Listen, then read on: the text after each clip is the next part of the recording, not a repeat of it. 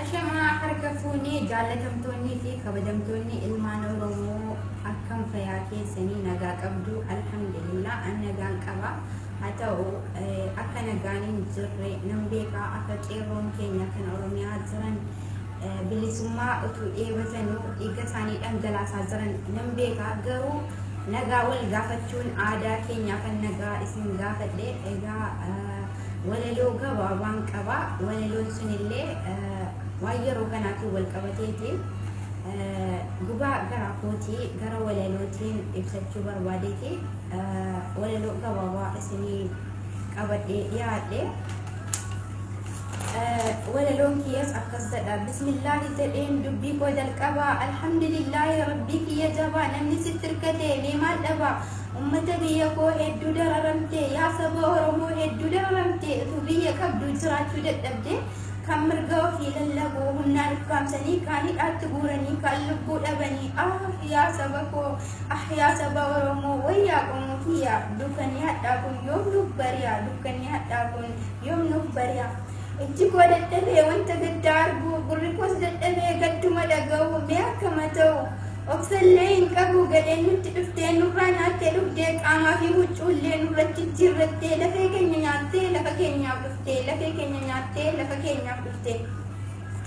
qabeenyuma keenyaan diina nutti bittee jarruu diina keenya diina dabalattee agaazii waammattee harmee haadha dhiiraa galaafattee daa'imman guddoo dardaraaf shamarran lubbuu isaanii baafte silaafuu diina keenya lubbuu saba kootii yoom garaa isaan nyaate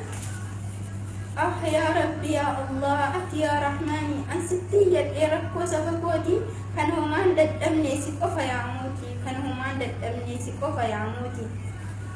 قرا نفس الأبي تكون بوسي إلى لون الأبي دو سبكوتي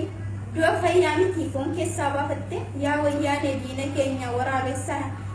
بسنا تيفتة برتو تكينيا حتى أصدي حاليو تكينيا حتى أصدي كردان من كينيا jawaadhu saba koo seenaan si yaadata inni lubbuun baate jannata argata inni lubbuun haftee garaa jabeeffata inni lubbuun haftee garaa jabeeffata gumaa isa du'ee isa jiru baasa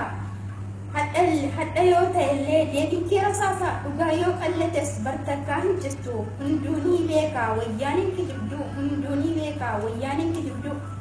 amma keessaa baatii biyya abbaa qabdu waan hunduma keessaa kan garaana nyaatu daa'imman wallaalaa rasaasaan rukutu daguggaa seenyiidhaan irratti raawwatu egaa walaloon koo kanuma qofa gabaabaadha egaa warri wayyaanee garaa akkuma garaa nu guddee innillee garaa haa gubatu inshaallah karaa haqqii yookaan karaa dhugaa irratti waan falmataa jiraniif inshaallah inuma injifannaati زاداتمن ولو كان كو أكشير نابوت مسلم زلا ديبا كيرو أوروميا إنجي فنون كان أمة بلاتي كان سبا أوروموتي